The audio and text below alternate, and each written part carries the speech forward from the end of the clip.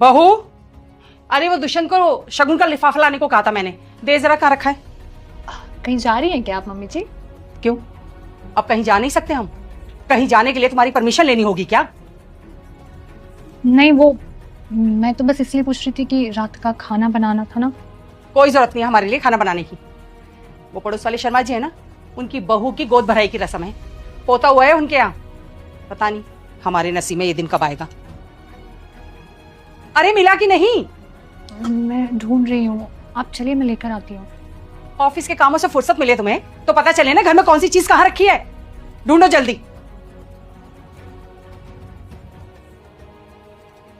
तुम क्यों रो रही हो? मैंने तुमसे कितनी बार कहा है कि मम्मी पापा की बातों को दिल पे मत लिया करो। वो भी तो गलत नहीं है ना दुष्यंत। 5 साल हो गए हमारी शादी को और बच्चा नहीं हो रहा है तो वो तो बोलेंगे ही। रिया, लेकिन हम ट्राई तो कर रहे हैं ना, सारे अच्छे डॉक्टर्स को दिखा चुके हैं। पर ये बात मम्मी पापा को कैसे समझाए यार कि हमें भी तो बच्चा चाहिए ना। देखो, किसी को कुछ समझाने की जरूरत नहीं है, और वैसे भी मैंने तुम्हें सोल्यूशन तो दिया है ना। कौन सा सॉल्यूशन? एडॉप्शन। देखो, 5 साल हो गए, अगर बच्चा होना होता तो अभी तक हो चुका होता, और अगर तुम कहती हो तो हम एक बच्चा एडॉप्ट कर लेंगे। मैंने भी सोचा था अडॉप्शन के बारे में, पर जैसे ही मम्मी जी का ख्याल आता है, कैसे मानेंगे ये दोनों अडॉप्शन के लिए? अरे क्यों नहीं मानेंगी? और मैंने तुम्हें अपने दोस्त के बारे में बताया था, उसने जब बच्ची गोद ली थी, जबकि उनका तो खुद एक बेटा है। दुष्यंत, लोग क्या कहेंगे यार, इतना आसान नहीं है। लोगों की चिंता तुम मत करो, अगर तुम हाँ करती हो तो मैं मम्मी पापा से बात कर लूँगा।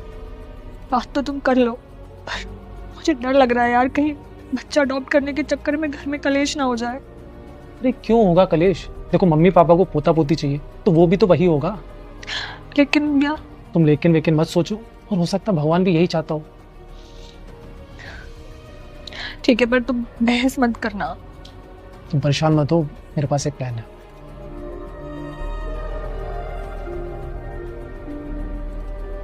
हाँ पापा, लीजिए मिठाई खाइए। किस लिए भाई? अरे आप दोनों दादा दादी बनने वाले हैं। अरे वाह, ये खबर सुनने के लिए तो कान तरस गए थे मेरे। लगता है भगवान ने हमारी सुन ली। सही कहा तुमने।